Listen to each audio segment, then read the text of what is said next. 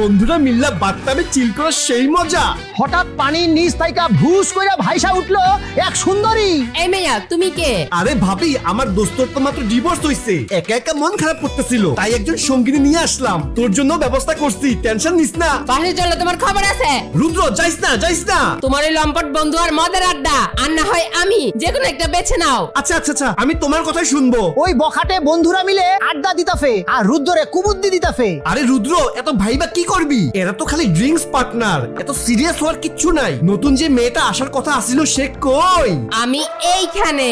বউ, তুমি এখানে?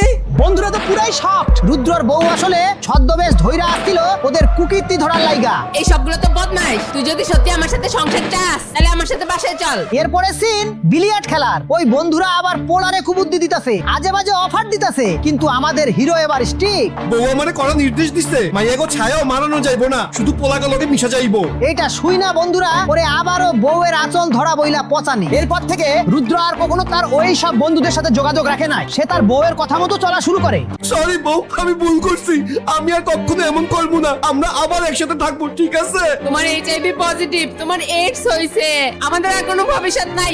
ডিভোর্স।